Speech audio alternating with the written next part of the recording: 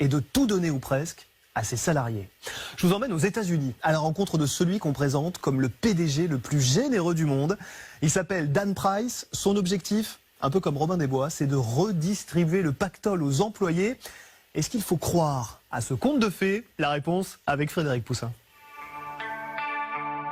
L'histoire démarre à Seattle, l'une des villes les plus dynamiques au monde, siège de nombreux grands groupes comme Microsoft, Amazon et Starbucks.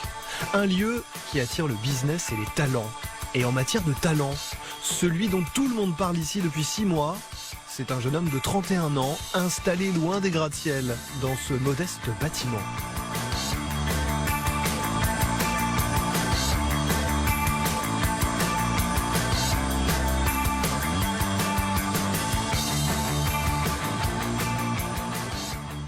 Hi there, Dan. Nice meeting you. Nice to meet you. Oui, je vais vous montrer où on travaille. Gravity Payment, c'est une entreprise qui gère des terminaux de cartes bancaires, ces boîtiers qu'on utilise chez les commerçants. Dan Price embauche 130 salariés. Ces personnes ici, ce sont vraiment nos vedettes. Ce sont elles qui sont en contact direct avec nos clients. Il y a 6 mois, devant plusieurs caméras de télévision, il a joué au Père Noël.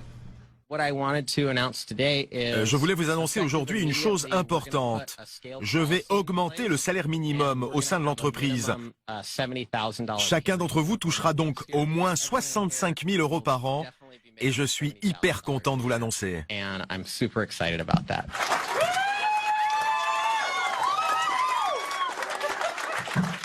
6 mois plus tard, comme promis, tous les petits salaires ont flambé, avec effet immédiat.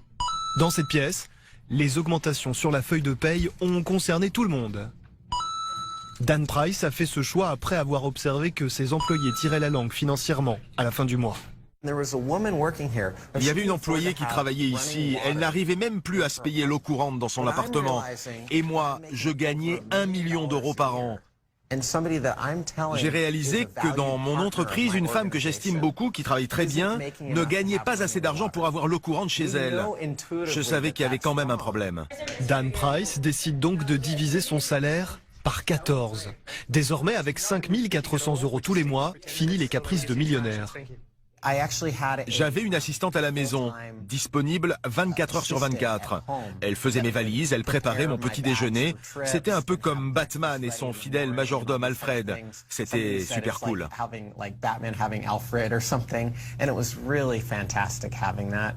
Et ça, c'est fini. Oui, ça c'est fini. C'est plus possible aujourd'hui. Et vous savez, j'avais aussi l'habitude d'aller skier. J'y allais en hélicoptère. Et il a fallu que je me serre la ceinture. Je fais ça beaucoup moins souvent maintenant.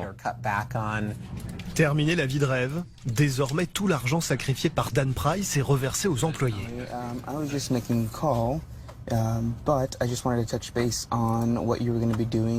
Pour José, c'est comme gagner au loto, et ce n'est qu'un début. J'ai commencé ici avec un salaire de 2 800 € par mois et 1 an et demi plus tard, c'est-à-dire aujourd'hui, je suis à 4 300 € par mois. Et la prochaine étape? La prochaine étape, dans 1 an, tous les petits salaires de la boîte vont encore augmenter et moi, ce sera 4 700 € par mois. Et dans 2 ans, ce sera 5 500 €.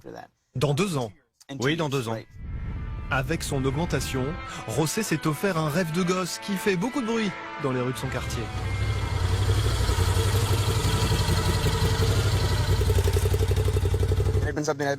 Je rêvais de ce joujou depuis 10 ans et avec mon augmentation, j'ai enfin réussi à me l'acheter. Ça a coûté combien? Autour de 8 500 €. Avec aujourd'hui un salaire proche de 4 000 € par mois, José a littéralement changé de vie. Avant, j'étais en coloc avec 2 autres personnes et maintenant, j'ai les moyens de louer mon propre appart. Bon, c'est pas très grand, mais c'est chez moi. Je peux même accrocher au mur les tableaux de ma sœur. J'ai ma propre chambre.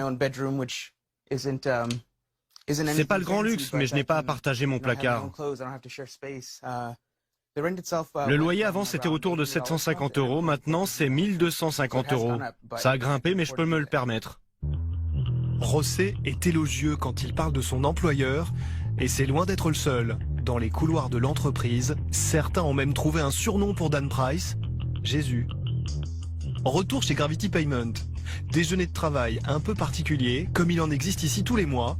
Dan Price invite une quinzaine de salariés autour de la table.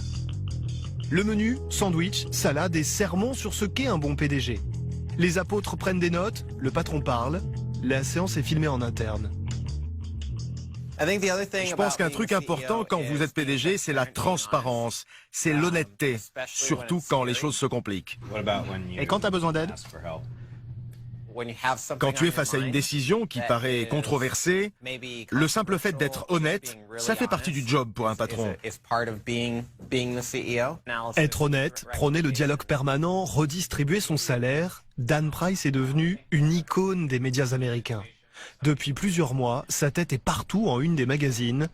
Barack Obama lui a même décerné un prix. Lui, l'ancien bassiste d'un groupe de rock, en fait-il trop quand il dit penser d'abord et avant tout à ses salariés? Certaines personnes vous critiquent en disant que vous faites tout ça pour soigner votre communication. Et d'autres disent avec ironie que vous êtes un communiste plus qu'un entrepreneur. Quelle est votre réponse? Je viens de l'Idaho, un état rural. Je suis le 4e d'une fratrie de 6 enfants. J'ai grandi dans une famille chrétienne très conservatrice. On lisait la Bible tous les jours, dès 5 heures du matin. Vous savez, ça m'a donné des valeurs qui sont gravées dans mon ADN. Mais vous comprenez que certains attendent de vous que vous soyez un patron, pas un bon samaritain pour réussir. Certains disent que pour réussir en tant que patron, il faut verser les salaires les plus bas possibles à ses employés. D'autres disent qu'en versant de très hauts salaires, vous êtes certain de ne pas faire fructifier votre entreprise. Moi, je sais où sont mes priorités. Je suis là d'abord pour aider mes salariés, mais ça ne doit pas m'empêcher de réussir mon business. Ce que le PDG ne dit pas, c'est qu'au démarrage, en augmentant seulement les petits salaires, il a créé de la rancœur chez les cadres supérieurs parce que leur paye à eux n'a pas gonflé. Jalousie, rivalité, l'ambiance est tendue pendant plusieurs mois. Aujourd'hui, officiellement, la pilule est passée. Moins d'écart de salaire entre la direction et les employés, c'est justement ce qu'est venu chercher Tammy Kroll, ancienne cadre dirigeante du géant Yahoo. Elle a tout plaqué pour venir travailler ici. Elle a divisé son salaire par 2, acte militant, dit-elle. Qui se rémunère le plus aujourd'hui dans l'entreprise? Dans la majorité des cas, 80% des revenus sont dans les mains des patrons et les salariés, eux, récupèrent 20%. C'est ça la règle presque partout. Eh bien ici, c'est le contraire. Vous pensez que c'est utopique d'imaginer que cette politique salariale va bientôt s'étendre à d'autres entreprises? Je pense que ça va s'étendre. Même si ça va prendre du temps pour toucher les grandes entreprises pour qu'elles adoptent ce système. Avant de faire école, l'entreprise de Dan Price doit d'abord faire du business. Problème, pour l'instant les caisses se vident. Certes, avec les grosses augmentations de salaire, la société s'est offert un sacré coup de pub. Les contrats affluent, plus 70% en quelques mois seulement. Mais pour payer ces augmentations, le salaire de Dan Price n'a pas suffi. Il a aussi fallu puiser dans les réserves de Gravity Payment. Les marges se sont donc réduites considérablement. Les banquiers demandent aujourd'hui en urgence des garanties.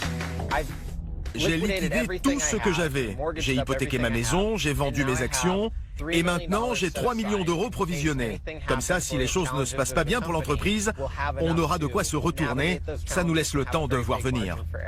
À cela s'ajoute un autre problème. Le propre frère de Dan Price, actionnaire minoritaire dans la société, refuse les augmentations de salaire. Il a saisi les tribunaux et réclame de gros dommages et intérêts.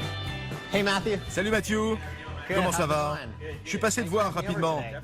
Le conte de fées perdant de sa superbe, en allant à la rencontre de ses clients, Dan Price cherche maintenant à les rassurer sur ses intentions.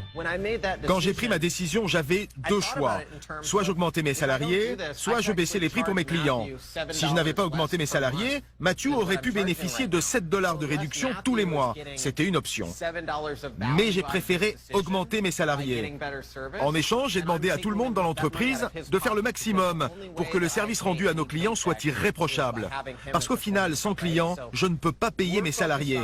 Donc aujourd'hui, on fait de notre mieux pour que l'entreprise s'en sorte. J'espère qu'on va y arriver. Mais je n'ai pas la réponse. On en est juste au début. Aux États-Unis, beaucoup d'hommes politiques, d'entreprises, de start-up disent observer avec attention la manière dont va se dérouler la suite. Certains parlent déjà d'une petite révolution salariale. Même la prestigieuse université d'Harvard en fait un objet d'étude. Pendant ce temps, en plein centre-ville, dans un restaurant branché, Dan Price accueille ce soir 2 nouvelles recrues, 2 salariés embauchés cette semaine. Santé, ravi de vous compter parmi nous. Quand on lui parle des nombreux doutes émis sur l'avenir de son entreprise, le PDG joue la carte de l'optimisme. Je réponds à ceux qui pensent que je vais tomber. Ok, pourquoi pas, mais donne-moi plutôt des conseils. Parle-moi franchement, balance tes critiques ouvertement, ça me fera avancer. Et au final, tu verras, j'y arriverai. Dan Price a au moins réussi un pari, faire rêver beaucoup d'Américains. Il a déjà reçu 11 000 CV en l'espace de 6 mois. Nos voisins européens aiment beaucoup critiquer la France.